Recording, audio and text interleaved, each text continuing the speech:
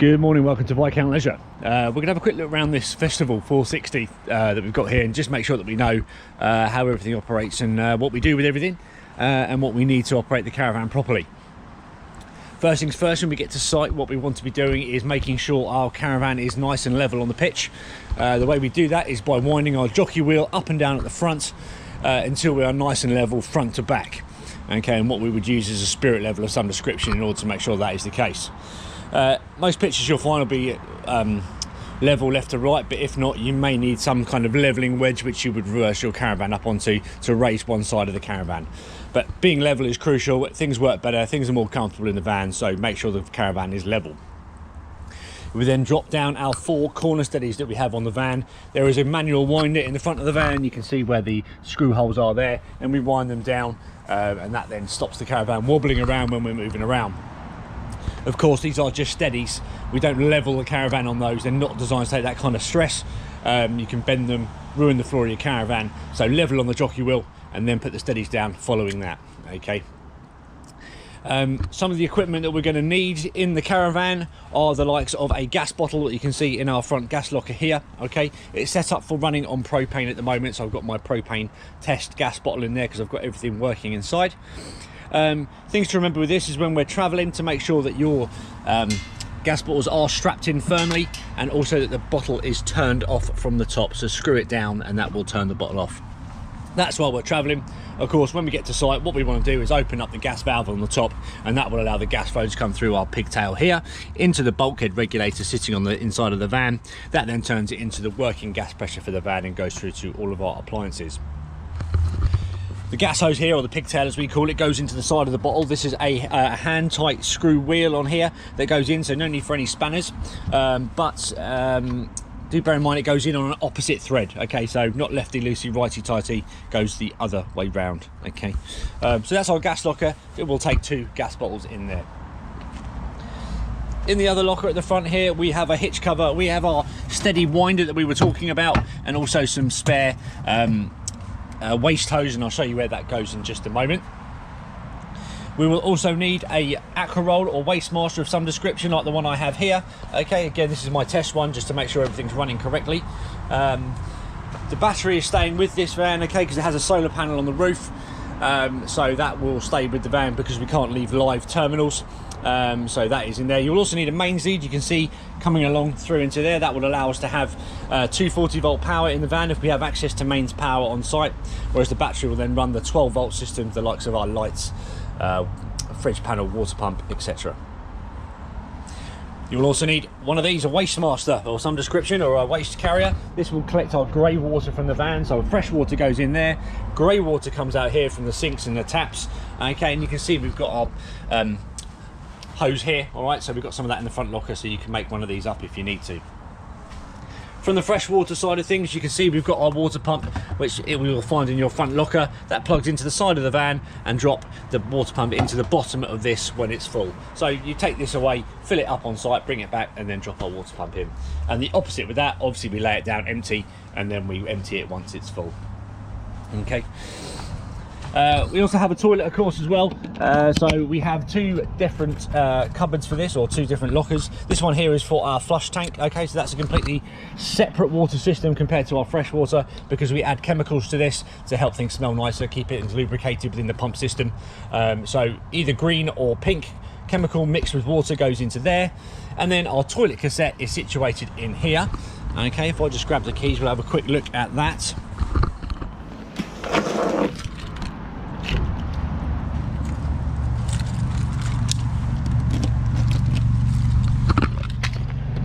Okay, so in here's our Thetford toilet cassette. When it's full, there's an LED indicator inside the toilet that tells us when that is the case, but we just lift the orange handle up and just pull the whole unit out. Okay, it is on wheels, so we can wheel it to our nearest chemical disposal point with the extendable handle. Okay, because there will be a dedicated spot for that on your campsite, okay, for getting rid of the chemical side of things. Once we're at that point, what we do is we open this up, take the cap off the end, and we press this orange button here while we empty it out, and what that does is release all the air pressure inside the unit and just makes it easier when we are emptying everything out. Okay, I would then suggest getting a hose pipe, putting a bit of water in there, giving it a shake around, making sure we're getting rid of all the remnants that's inside, and then tip it out again. We then reprime this with some chemical, again blue or green will go into here, okay, and mixed with some water. Again, the instructions would be on the bottle of whichever chemical you choose to use, and that then breaks down the stuff as it goes into the unit and keeps everything smelling a bit more pleasant and things like that in there, okay. When we're not using the van, we must make sure that we are emptying everything out. We don't want to be leaving anything in here, so empty it out, and also drain down our flush tank. The way we do that is we have a little hose just up here that we can pull down, take the cap off the end, and we can drain it down.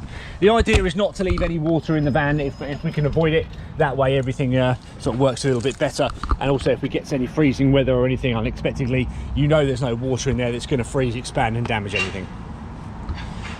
Number plate goes on the back here, so don't forget you will need a number plate depicting the car that you are towing with, of course, and that would go onto the back there, but we can help you fix that on.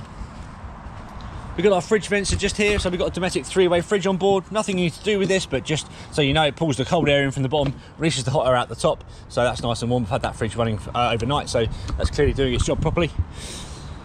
This van also has an external power point in here, all right, a 230 volt, which is only usable when we are plugged into our mains. So we also have our gas barbecue point here as well, so we can attach a gas barbecue to that if we want to, without having to remove one of our gas bottles from inside. We also have another locker in here, okay, which goes in underneath our seat, and you can see our carpets are all in there as well. We'll just talk very quickly about the hitch head on the van. We'll do a full hitch up with you when you come. You can see here our ATC light is there, so we've got Alco trailer control on here, which is an independent electronic braking system. Just helps you get out of trouble if you need to, but it does everything for you on that one. Obviously our jockey wheel where we wind up and down, handbrake is here, and we have an Alco hitch head stabilizer on the front of the van, so we do need to make sure that we have an Alco compatible tow ball. All right, if you're having one fitted, I would just suggest mentioning it to the fitter that you are towing a caravan to make sure that is compatible. If you need us to help with that or give you any advice, please just pick up the phone and ask. If it's a brand new tow ball, we want to be sanding the new paint off the ball itself. The reason for that is the friction pads in the stabilizer need something to grip onto, and if we've got a smooth surface, it just doesn't do the job properly. And if you've got an existing tow ball with a trailer where you have got grease on the tow ball, that needs to be thoroughly cleaned off. We do not want any grease getting in our hitch head, otherwise again it will not do what it's supposed to do. So make sure that's fully cleaned off and down to its bare metal as well. And again, every now and again, what you want to be doing is just giving your tow ball a little sand down if there's any rust or anything on there, just to keep it in good condition, and that will in turn keep your pads in good condition as well. Right, let's go inside the van and have a look. When you first get in your van, what you want to be coming doing, making sure all your taps are closed. Generally what you would have done is left all your taps open, and we'll talk about that a little bit later on. Come in, close all your taps. You then want to be locating your boiler drain valves, okay, in this van here is just under the seats here. So we're looking for a yellow switch. So we can see there are two down here, okay, you can just see the tops of them there. All right, they'll be in the upwards position. What you want to be coming to do is flicking them down as they are now. If I can get the camera around to see a little bit better. It's a bit dark in here. If I just get my camera light, I should say, sorry. There we go. So you can see those yellow switches down there, okay, they are down now because I've got the boiler plumbed up, but they will be in the upwards position, so flick them down, both of them, and that will stop the water draining down when you're trying to pump water through the system. When we leave the van, we tend to leave those open, and that way all the water drains out of the van. All right, but down at the minute. And you can see this is our boiler just here. That's our Audi boiler, and that's where our water is coming in just from the side of the van there, okay. Okay. So now we've got everything closed, we then come to our main panel, which is just up here, okay, and we press the on button. So we've got 4 buttons on here. This is our main power button, so we turn that on.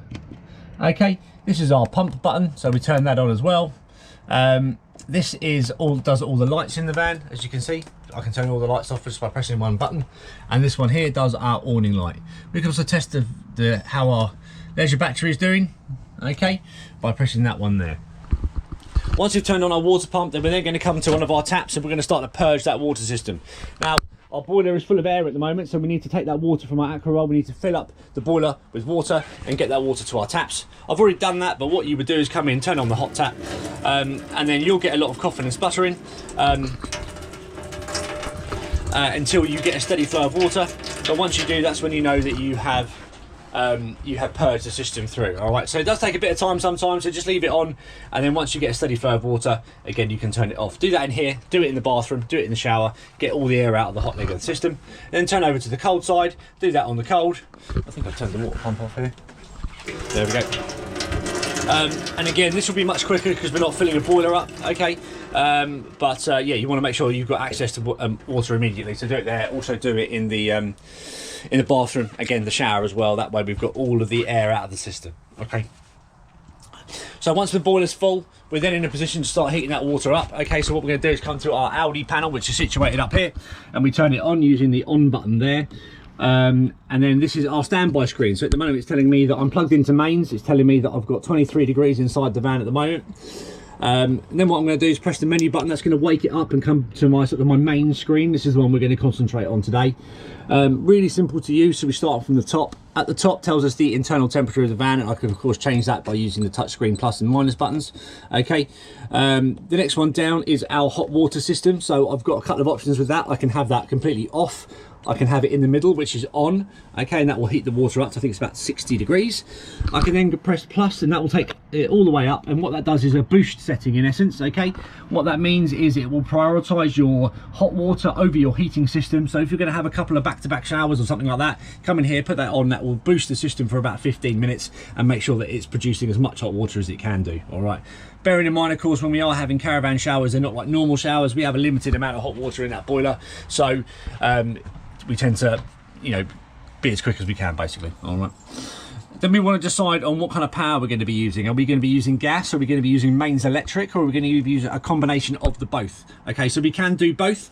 But I'm set, as you can see, set up on 2 kilowatts of power here. So I can either have it off, 1 kilowatt, 2 kilowatts, or 3 kilowatts. Okay. 2 kilowatts works fine in the van. Obviously, the more kilowattage you're using, the hotter and the quicker it will heat up. But of course, you're using, the more you use, the more current you're using. So if you're then trying to run your fridge, run your kettle, and all that kind of stuff, you may find out that you keep tripping out your trip switches here.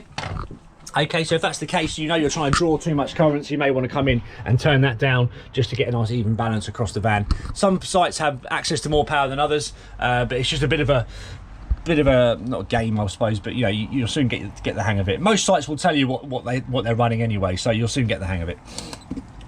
Again, if I'm in the field in the middle of nowhere and I don't have mains electric, I can light my boiler on gas just by pressing that button there. That will light the boiler on gas and provide my heating and hot water purely from the gas. Obviously making sure that we have gas in the gas bottle, and also the gas bottle is of course turned on as well. If it was really cold and I wanted to heat everything up really quickly, I could run the boiler on 3 kilowatts and gas together, 2 kilowatts or 1 kilowatt. So that would obviously, you know, be the most efficient way of heating everything up. And then once I was up to temperature, I could then turn my gas off and just leave it to do what it wanted to do. All right. Again, if I was going to be having a couple of back-to-back showers, I could potentially come in here and turn my gas on as well, and then that would then really heat my water up nice and quickly as well. There are lots of other settings we can go into by pressing the settings button. We can set priorities, we can set timers and all sorts of things like that. I'm not going to go into that today. What we want to talk about is obviously the temperature in the van, hot water on, off, boost. Are we using electric, gas, or a combination of both? And if we're using electric, how many kilowatts are we using? All the instructions will be in your instruction manual, which you will find in your front drawer here. Okay, so there are some instructions in there, but of course we are at the end of the phone as well if you need it. But you'll soon get the hang of that. It's not as complicated as it potentially looks. That is how the heating system works. We had a brief look at this, but what we'll do is just have a look at our power unit coming in here. So obviously we know we've got two separate different types of power coming in, 12 volt from the battery and 240 volt coming in from our mains lead if we're plugged into mains. So the 12 volt obviously has fuses, a bit like our car, so all of the blade fuses are along there. They tell you what they all do, so you can come in here if you need to change a fuse. That's where you'd come to do it. And then obviously if anything trips out, this is where we come. It does tell us what each one does as well, okay? But the main one I want to talk about is this end one here. This is our main RCD coming into the van. This is where the power first hits the unit. Now, if you're struggling to get power coming to like your main sockets, or you can't light your fridge on mains or something like that, potentially there's a problem with your power supply coming to the van, because the posts that you plug into tend to have trip switches on them as well, or a faulty mains lead or anything like that. So we can test that. So you can see you've got a little blue button at the top here. over the top of it, that's our test button. So if you press this and this trips, then you know you've got power coming to the unit, so everything's fine outside. But if you press that and this doesn't move and stays in the upwards position, that tells us there's no power coming to the unit. So you need to go and check your mains lead, make sure you're plugged in properly. You need to go and check your post to make sure that hasn't tripped out. Okay, so just a little tip if you're struggling to get the power into the van. Okay, we'll have a quick look just to open everything up and make sure that we're not missing anything. Big cupboard there, 240 volt socket, 12 volt socket, and our TV point there as well. Another plug socket in here, that is the plug socket for our microwave, because it is a 240 volt domestic microwave, so you can only use when you're plugged into mains. Okay, microwave plate, don't travel with that in. You'll find that in your book pack as well. The reason for that is the amount of times we see sort of dented worktops and smashed microwave plates on the floor, because these do bounce around quite a lot when we are traveling. Individual reading lights here as well with a touch sensitive button. Okay, so it's got kind of a night light setting and a normal setting. Okay, there we go, lots of little cubby holes. The windows all open in the same way, just checking that before I say it. Yes, 4 locking mechanisms. The bottom ones have got buttons, 1 and 2, and then we can open the window, as you can see. And then we've got these little screws up the top, so we tighten those up either side, and that will then hold the window open in the position that we want it to be. And then obviously slacken them off to shut the window. All right, you can also lock the window on a kind of a breather setting, so it's slightly open, a bit like you can do with windows at home, if you want to keep some airflow going around the van, but still keep it secure. I would suggest though, if you're leaving the van for any period of time, you're probably best to shut it up completely, and certainly when we're traveling as well. Again, more reading lights. Speakers are situated there. All the windows have blackout blinds, and if they open, they also have fly screens as well. Okay, this one has just a blind, as you can see, because it doesn't open, but it still has a blackout blind for night time. We have our little coffee table that just pulls out from here.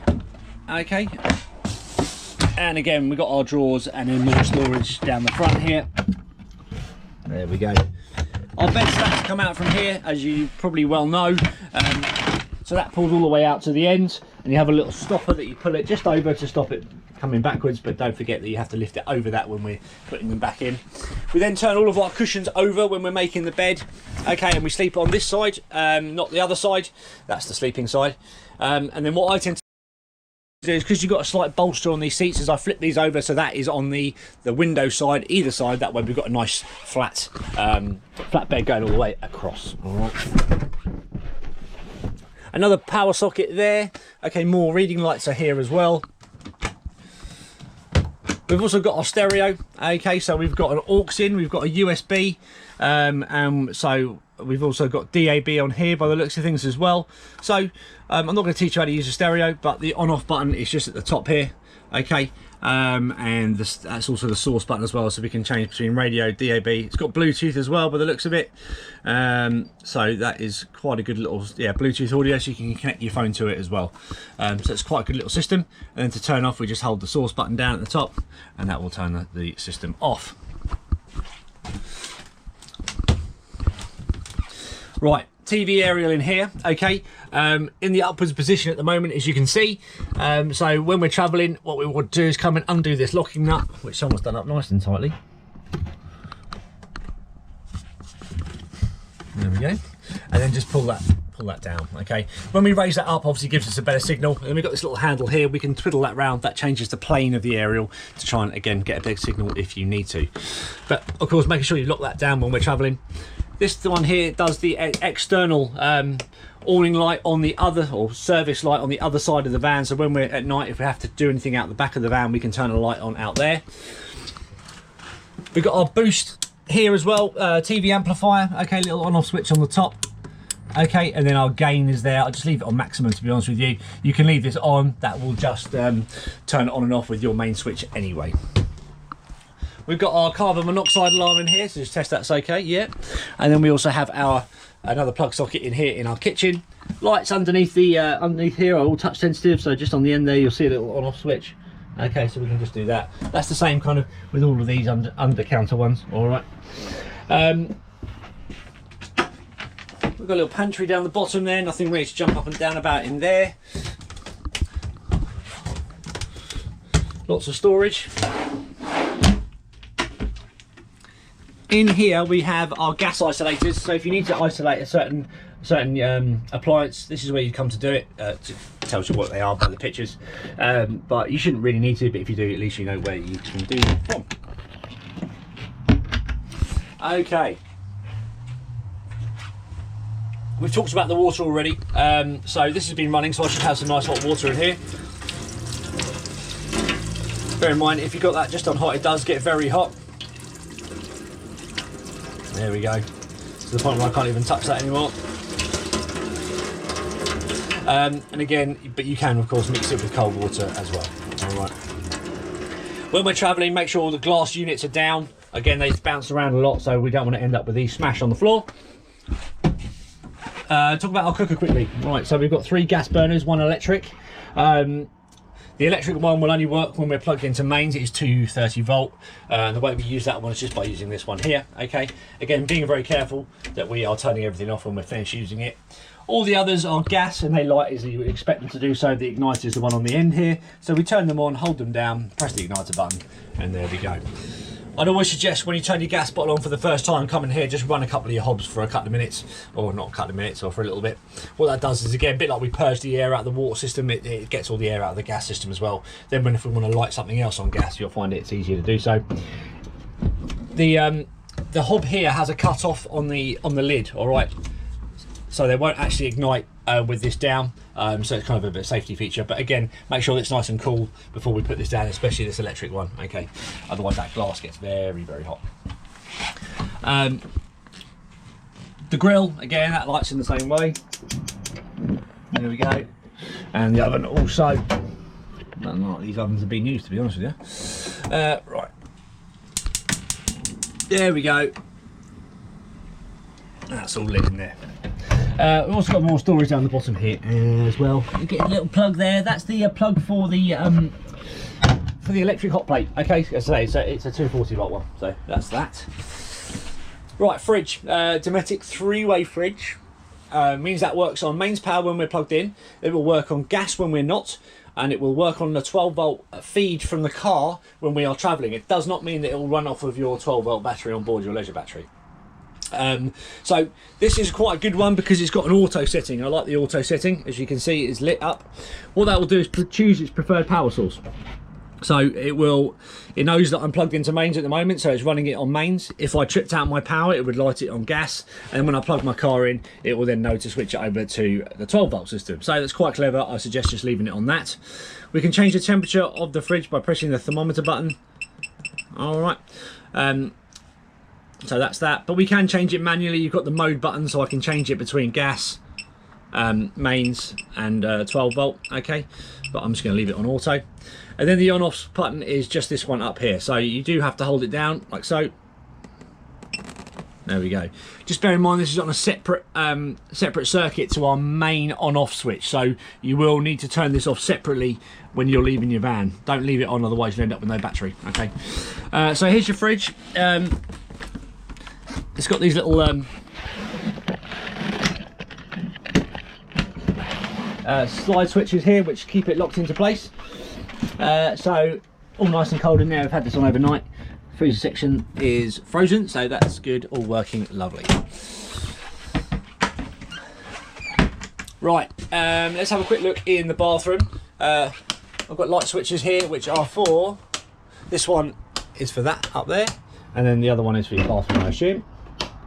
Yeah, good. In terms of light switches, they're kind of dotted all over the place. We kind of had touched on it very quickly, but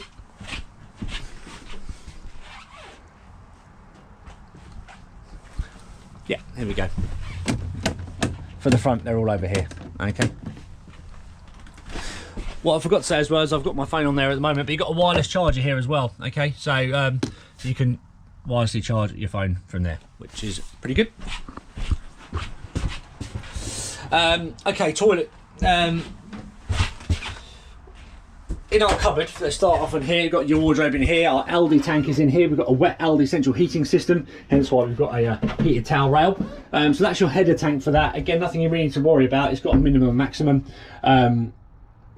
but yeah, just got to make sure it's in between that. That will fluctuate as it's on, but yeah, that's just your header tank for that. The toilet we spoke about, okay, the flush tank is in the top here, cassette is in the bottom.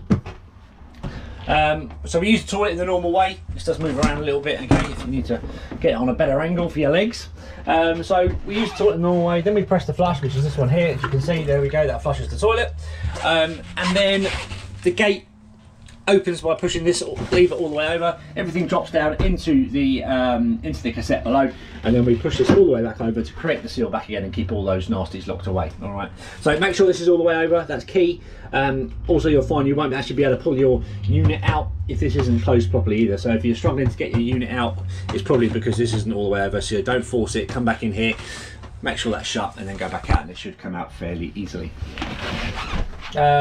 Obviously we've got our tap in here, more storage. We've also got our shower. I'm not going to teach you how to use the shower. We have a skylight in here. The way that works is you push the button, pull back and pull down. Again, we have blinds and blind screens in here as well. Little thin cupboard here. You will find your table. All right, so it's a freestanding table that you can use in your dining area or outside your van or wherever you want to use it, really. So that is kind of the basic operations of it, really. But what we'll do is we've been on holiday, we've had a nice time. We'll now shut our van down, okay? So I've already turned my fridge off, so I've turned that off. You may want to leave it on if you're traveling and you want to keep things cold in the fridge and you're attached to your car. But I'm going to come in and turn off my Audi panel first. And then I'm going to turn off my my main power here, okay? So all my electrics are off now. What I'm going to do is come and find my boiler drain valves, and I'm going to open both of those. So they're pointing up in the air. So we can hear all the water starting to drain out, which is good. I'm then going to come and open all of my taps, and I'm going to leave them in between hot and cold. The reason for that is that allows the air to travel through the hot and the cold leg of the system. So if you can imagine, if we get freezing weather, as I say, water expands when it freezes. If we've got water in the system, what happens is we end up seeing cracked taps, cracked pipes. The next time you come to plumbing the system up, you find you've got a leak somewhere. So if you leave it all open, then you can't go too far wrong. All right, and then we're going to get ready for travel. So we're going to make sure that all of our glass units are down. We've taken out our microwave plate, okay, and everything's turned off. We're then going to come outside and start to disconnect everything else from the van. So I'm going to turn off my gas bottle because I'm going to be travelling, and make sure it's strapped in.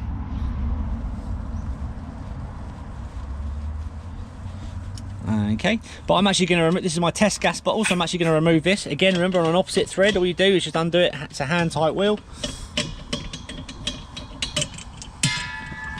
Just lift that out of the way. Okay. Right, you can see here that we've got our water draining out of our boiler, which is good. I'm now going to remove my water pump, so we just lift the top up slowly and then just pull it out. Give it a good old shake off before we put it in our locker. And you'll find that just in here. I then empty my waste master and my aqua roll and stow those away in the van, wherever you're going to be putting them.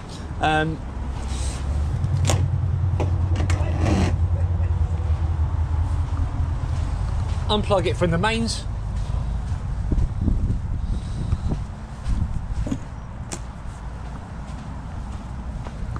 What you want to be doing is making sure that you unplug from your post first, then your van. That way you're not walking around with a live cable. There we go. And then we shut everything up, pull all our legs up, and we are good to go. What we'll do is we'll have a look at the motor mover when you pick the van up. But other than that, that is how everything operates. So I hope that makes sense, and we look forward to seeing you at collection.